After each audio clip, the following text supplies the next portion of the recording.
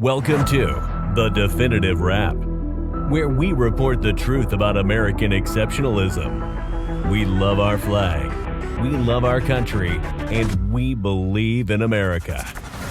The Definitive Wrap, where we respect people of faith, the men and women in blue, and our support for Israel. And now your hosts, Bela Sebro, she's the nice one, and Alan Skorsky. He's not so nice.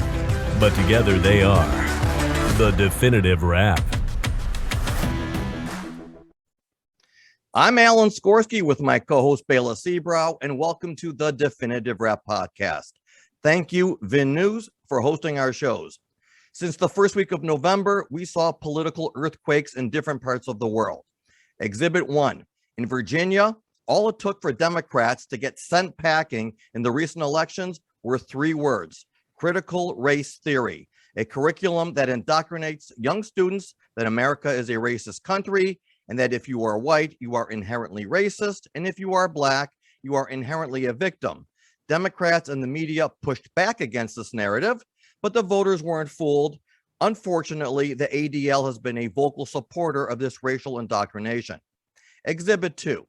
Ever since the Obama administration, the anti-Israel group J Street has tried desperately to weasel its way into legitimacy by being recognized by the Israeli government, which had been shunned under Bibi's leadership. Last week, Naftali Bennett and Yair Lapid sat down with members of Congress brought to Israel under the auspices of J Street. Exhibit 3.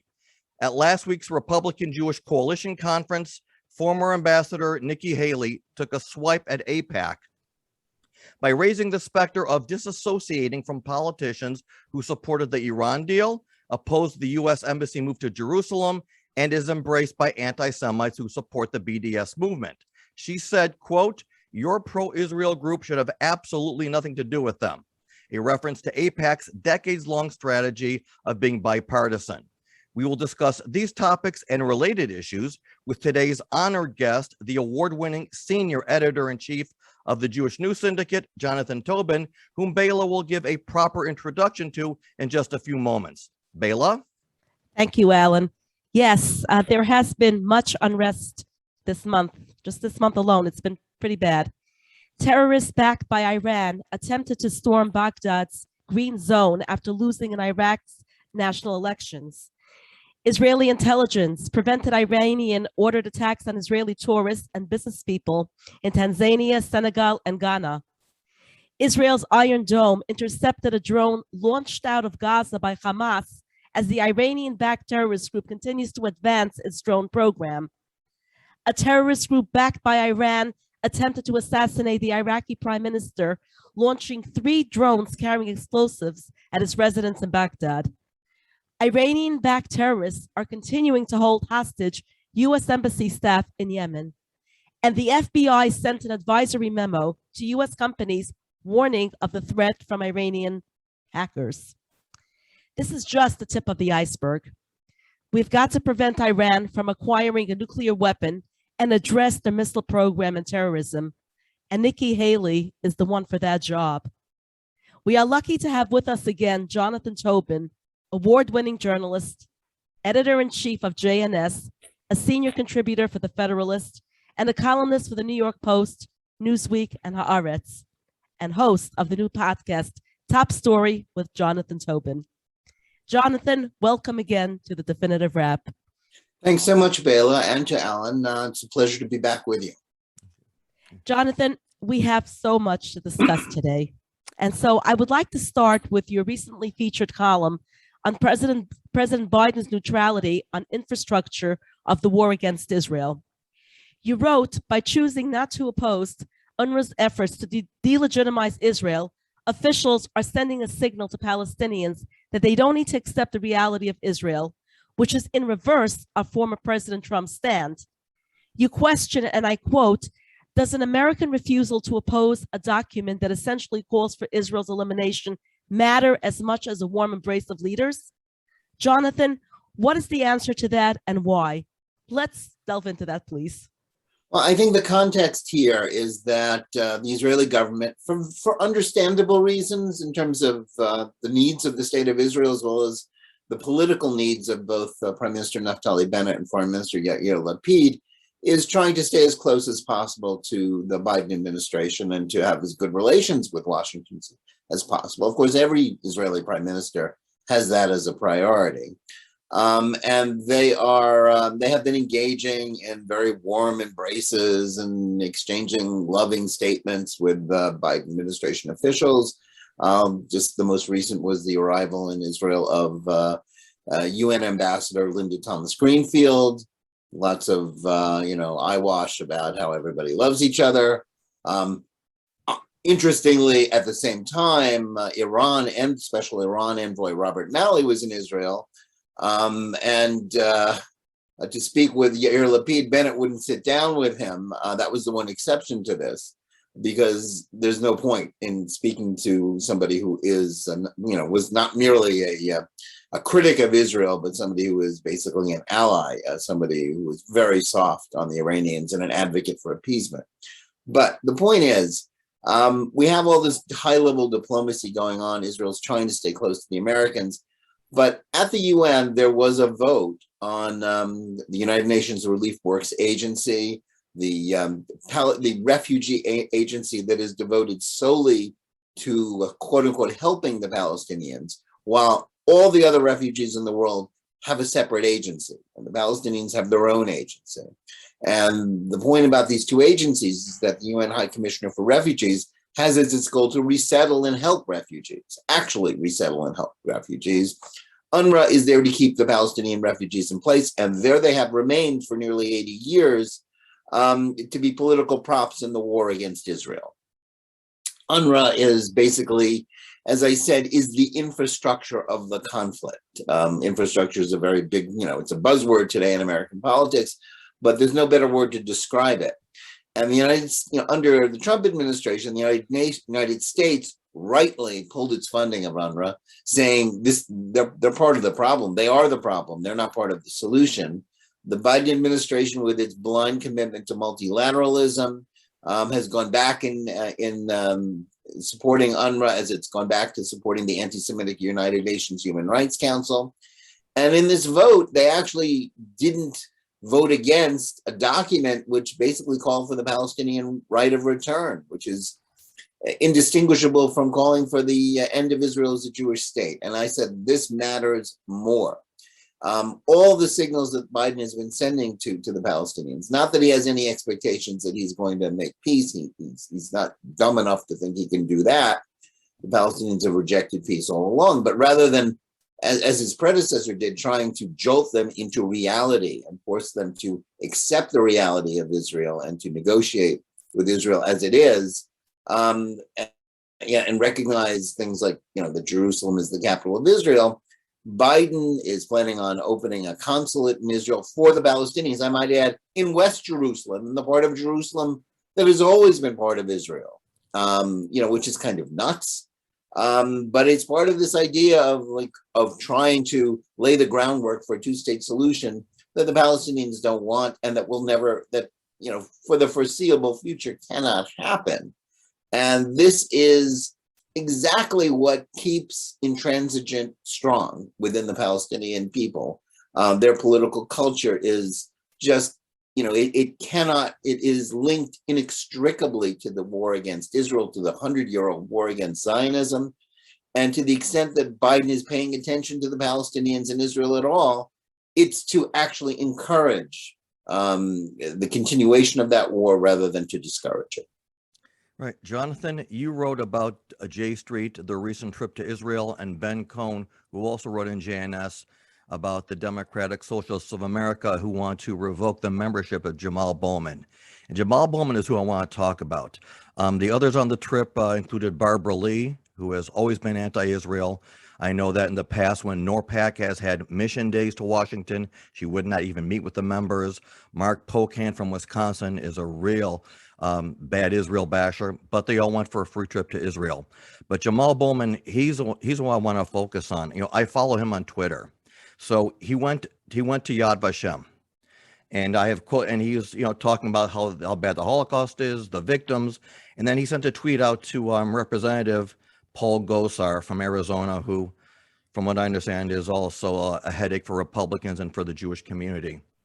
And he attacked Gosar by saying cartoons normalize fascism, cartoons normalize lynching, cartoons normalized anti-Semitism. And this was in response to something that Gosar had tweeted out mocking some women for, I forgot what the reason why was. But he is somebody who has been a frequent Israel basher himself. After going to Yad Vashem, he went to Hebron and he took a picture. And in the caption, it says, had the honor of meeting with children today in the occupied West Bank city of Hebron. There are streets they cannot walk and places they cannot go simply because they are Palestinians. When I asked them about their dreams, their answer was simple: freedom. The occupation must end. And this is somebody for whom so many of his comments are almost a contradiction of his own words, and something that can be so easily refuted. Just as an example, his reference to the cartoons by Gosar. Palestinian Media Watch has a whole slew of anti-Semitic cartoons from the PA, and there's so much that can be done. And I'm asking questions and making comments at the same time because I haven't even processed what I'm trying to even get through. But you'll know what I'm talking about better than I do.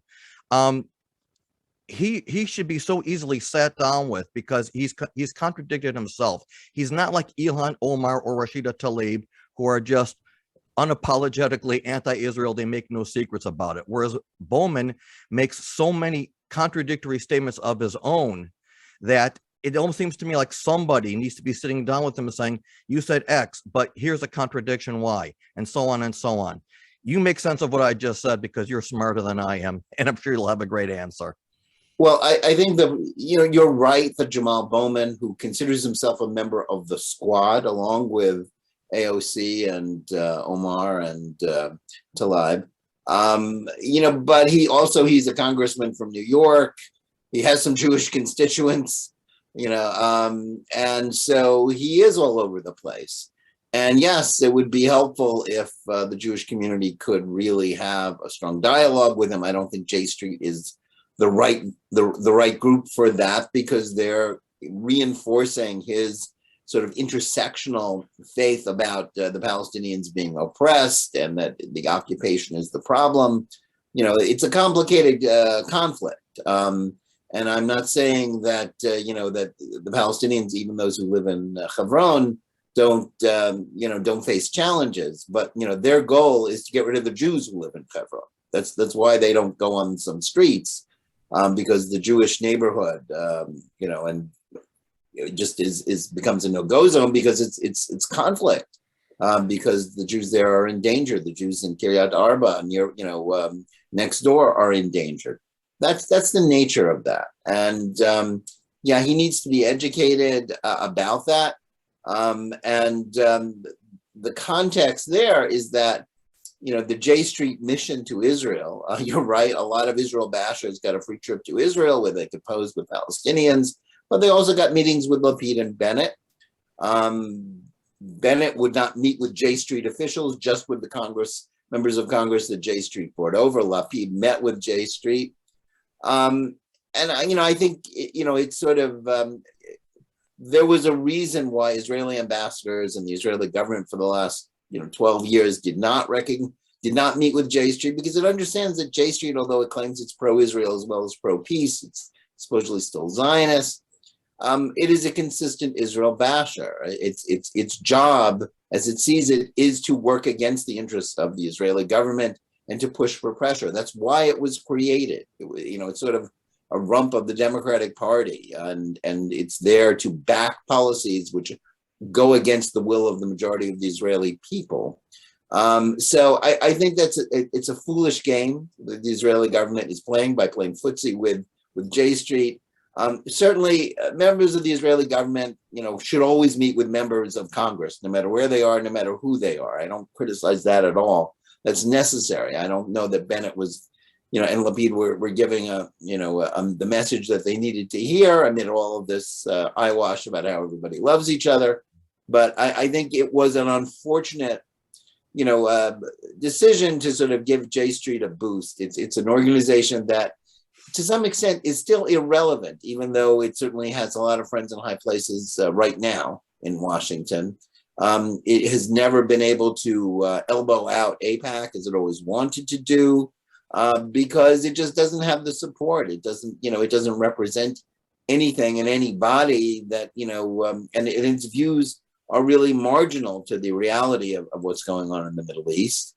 Even in the context of a liberal American Jewish community that itself often doesn't understand the realities of the Middle East. And that, if we could, that could be a good segue to the question of, what's the future of AIPAC and Nikki Haley's criticism of AIPAC for still dealing with the overwhelming majority of Democrats that, backed the Iran deal, that criticized Israel.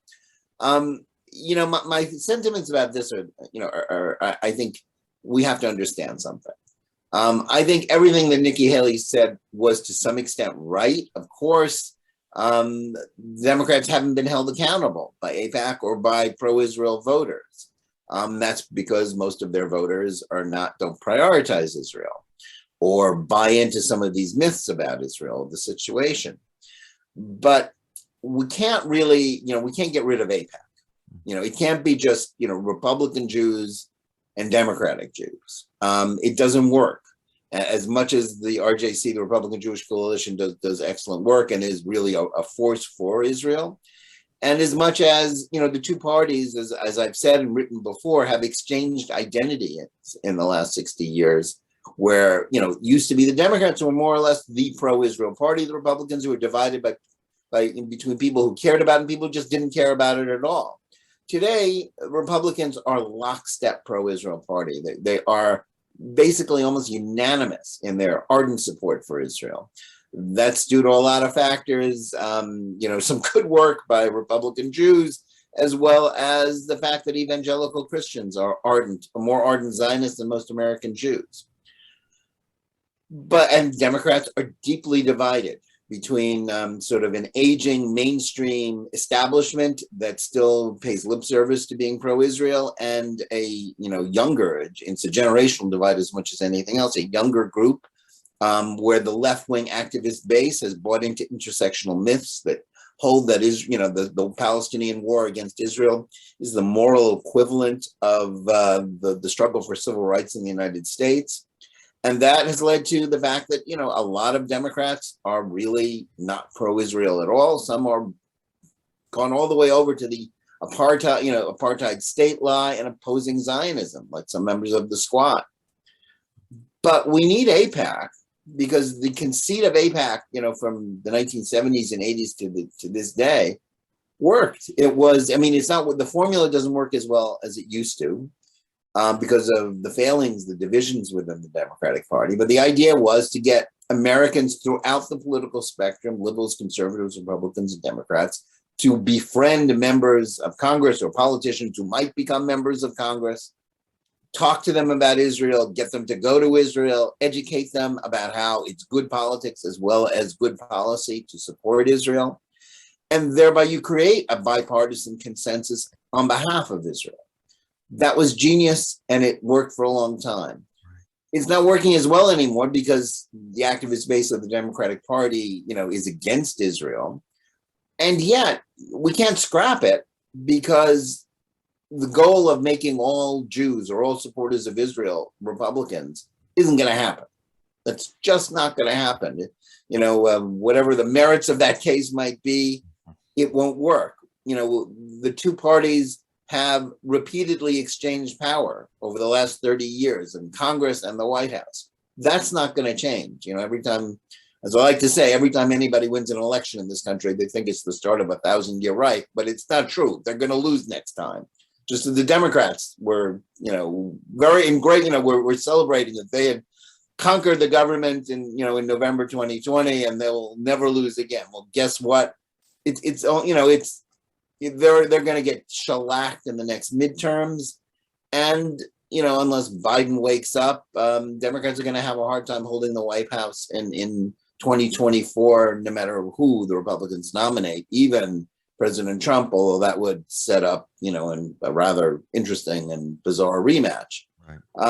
So the pro-Israel community has to continue to try to work the Democratic side of the aisle. It can't have the expectations that it's going to succeed as well as it used to, but it can't give up. It has to keep working at it. Pro-Israel Democrats, Jewish Democrats have to realize this is their fight. There are some people in the Democratic Party who are still, strong supporters of Israel, strong opponents of anti-Semitism within their own parties, such as people like Ted Deutsch in Florida, who stood up on the floor of Congress and called out Rashida Tlaib for anti-Semitism. We need more of him, not just Republicans. And that needs to be the goal. So while Nikki Haley is making some good partisan points as well as some good sense, AIPAC can't be replaced. We need to reinforce it, not destroy it. Jonathan, your take on the myths about history and insidious ideas about white privilege are very interesting. Can we talk about how Jew hatred on the political left has increased and why?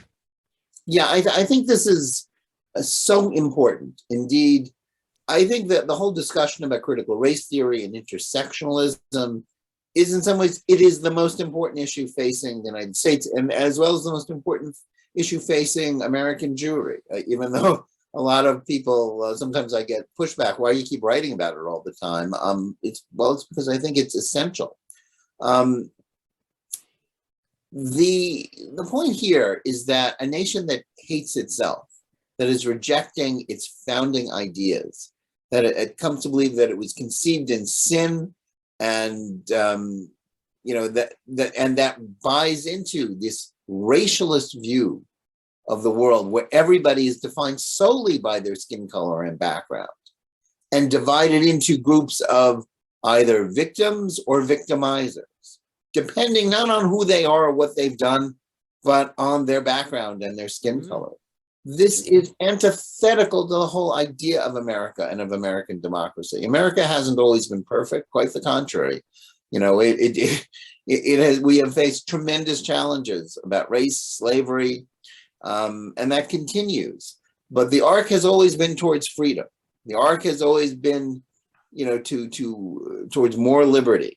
Americans can be proud of their country. They don't have to be ashamed of it. And critical race theory and intersectionalism causes us to hate our country. And because it conceives as everybody is either possessors of white privilege or people of color who are victims, it categorizes Jews and the state of Israel as white privilege. Now, of course, this is nuts, because the majority of Jews in Israel are, by the definitions of the left, people of color, because their origins can be traced to the Middle East or North Africa, the Mizrahim. And, but that doesn't matter. The Palestinians are treated as if they are, the marchers for civil rights in Selma from 60 years ago. And in doing so, it has enabled a culture of anti-Semitism to grow up on the left, in which Jews are demonized, Jewish rights are negated. And this is, it essentially gives a permission slip to anti-Semitism. And its infiltration into the schools, and through curricula like the New York Times fallacious 1619 project, which they continue to flog even though it's been debunked. This is the true battlefront for the future of this country.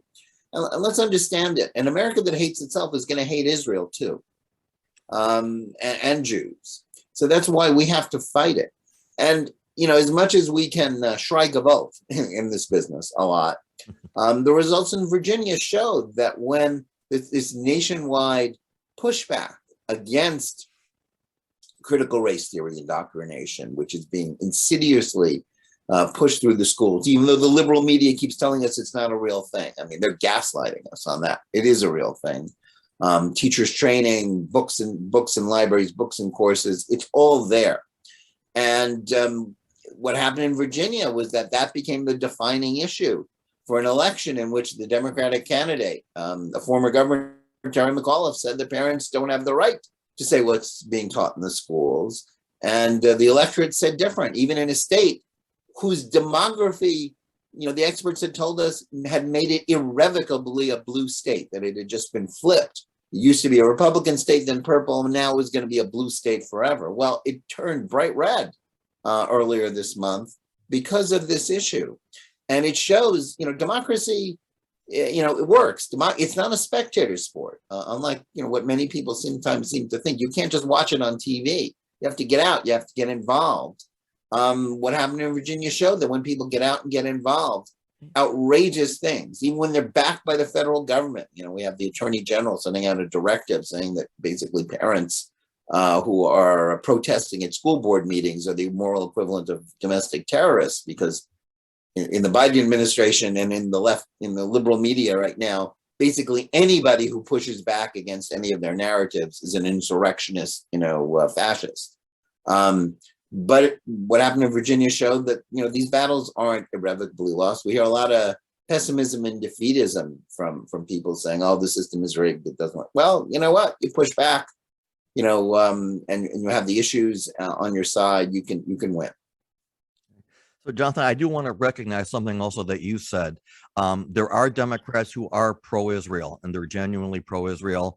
I have a few people who I'm friendly with at the Democratic Majority for Israel. I won't say their names. I don't want to get them in trouble just yet, and I want to get them on my show.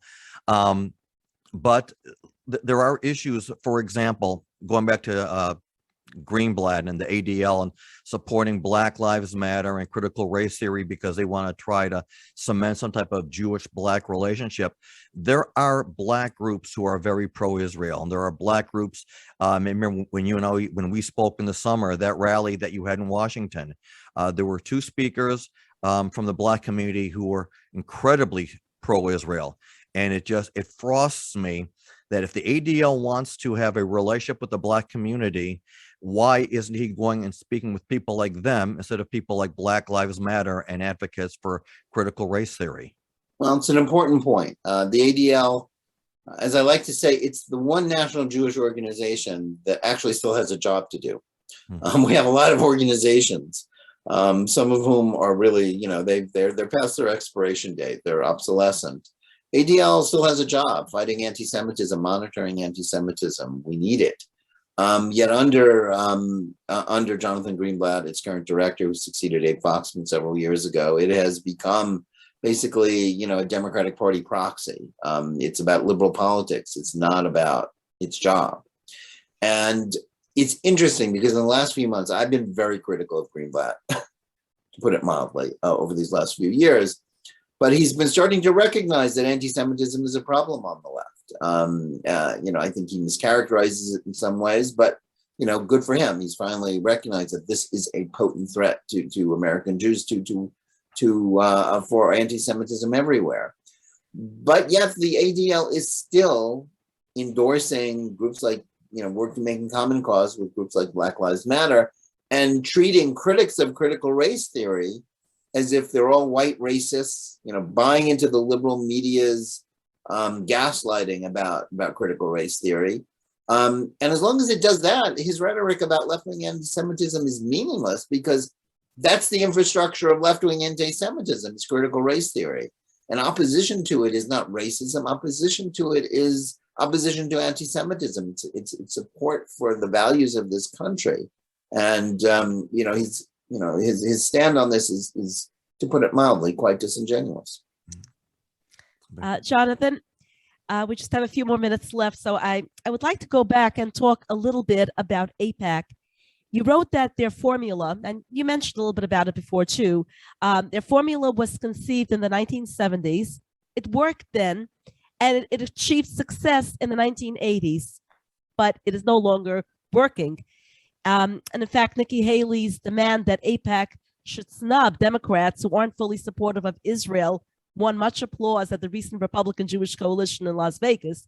So my question is there a future in bipartisan advocacy for Israel? And also, what changes have you seen in AIPAC over the years? And what do you think is the cause? Well, we have to hope there is a future for bipartisan, support for Israel, because, the Republicans aren't going to control this country forever. in every fall. So we need pro-Israel Democrats. That's a fight that liberals and Democrats who love Israel have to fight. They have been losing ground in recent years. AIPAC believes in bipartisanship because that is its old raison d'etre. That is its formula. You can't abandon it. And as much as I understand and sympathize with the idea that anybody who voted for the Iran deal should get snubbed, that would mean basically snubbing the entire Democratic Party. So, it's an impossible ask. Barack Obama made support for the Iran deal a partisan litmus test for members of Congress. Very few dared to oppose it because of that. Chuck Schumer, even, the supposed guardian, the Shomer of Israel, he voted against it himself, but he had to promise he wouldn't lobby against it, even though he was the Democratic whip. That's how strong the pull on that is. So you have to deal with reality here. AIPAC has had its successes, it's had its failures. It's a group, it's human, full of humans. They don't get everything right all the time. I'm not claiming that they do. What I am claiming is that if it didn't exist, we'd have to reinvent it. So, I'm not for trashing AIPAC. Sure, Republican Jews have given up on AIPAC because they don't see the Democrats being of any use on Israel. And I understand why they think that. Because quite frankly, many Democrats are opponents of Israel. And the Democratic Party is, pays lip service at times to being pro-Israel, but doesn't really walk the walk, talk the talk, as much as it sometimes talks the talk. But in reality, the pro-Israel community has to still work with the Democratic Party. AIPAC is the vehicle for that. We have to hope that they succeed. We have to try to help them succeed. But their task is infinitely harder. It's not a question of them getting dumber. It's that, the ground has shifted underneath them. This tectonic shift on the left of the advance of intersectionalism, the rise of the intersectional left, is something that AIPAC does not have the power. We sometimes buy into the anti-Semitic myths about AIPAC being at this all-powerful lobby, as if it had a fraction of the power that the pharmaceutical lobby or any of the industry lobbies actually have, or even the Arab oil lobby has always had. But they have worked, but they can't work miracles. But we have to support their efforts to gain ground within the Democratic Party. That's the global view of this. That's part of my job, is to point that out. As much as the Democrats have disappointed the pro-Israel community, have done really bad things in some ways, even the quote-unquote pro-Israel Democrats have sometimes failed us. But that doesn't, that you have to understand, in a country with Republicans and Democrats, where the two parties are going to keep trading power forever. It's a democracy. Nobody's going to win and then never lose again, even though sometimes each of these parties buy into that myth. It's up to the pro-Israel community to work with the Democrats and try to bring them back to their senses, or bring as many of them back to their senses as possible. AIPAC's the vehicle for that. So that's the bottom line there. It still needs to be made to work. Okay, Jonathan, we have about a minute and a half left, so I'm going to be very quick. One of my criticisms against Jewish groups is we've always brought water guns to gunfights. Roger Waters, he has a new tour coming out, and he has a takeoff of the song "A Brick in the Wall," where it says, "Teachers, leave those kids alone." So in his program, it says, "Israel, leave those Palestinian children alone." Shortly after, a group of about 200 celebrities wrote a letter in support of Israel. And my criticism of that is that your letter has to be a message to all of your supporters to boycott Roger Waters' concert. It's a nice letter to say we support Israel, but until celebrities attack Roger Waters, me doing it, you doing it, the ZOA doing it, isn't going to do anything. Well, I think, the broader point I think you're trying to make is, how hard do we have to fight? What tactics do we adopt in dealing with these people? I think if we oppose cultural boycotts, people want to hear Roger Waters do whatever he does. I think we should treat open anti-Semites with the sort of opprobrium that they deserve. It's not a question of cancel culture. We wouldn't nobody, if somebody was a member of the Ku Klux Klan and, was a popular entertainer, I mean, they'd be not just canceled, they would be shut down. They would be treated, nobody would host them. No venue would allow them. Nobody wouldn't dare be seen with them. That's not the case with anti-Semites in our culture. We need to be strong. We need to be vocal. I'm not that interested in the BDS campaign against Roger Waters. We have other fish to fry, and bigger enemies than some stupid aging rock singer. But the point is, you're right. We need, that letter was good. We need more pro-Israel people to speak up within the entertainment industry, which is so, so left-wing and so difficult for anybody within that context to say anything, that is pro-Israel, that is not leftist. And I encourage that. But yes, we need to speak up against Roger Waters. But I'm more worried, frankly, about AOC, Rashida Tlaib, and Ilhan Omar, people with power, people who sit in Congress, than some graying, rock singer on another nostalgia tour, okay, even if he is an open anti-Semite. Okay. We're out of time. Jonathan, thank you for joining us today in your articulate and dynamic manner. Thank you to vinnews.com for hosting our show. And thank you to our audience for tuning in. Thanks for listening to The Definitive Wrap with your hosts, Bela Sebro and Alan Skorsky. Be sure to tell your family and friends they also can listen to The Definitive Wrap on Apple Music, Spotify, Google Play, and your favorite streaming service. See you next time on The Definitive Wrap.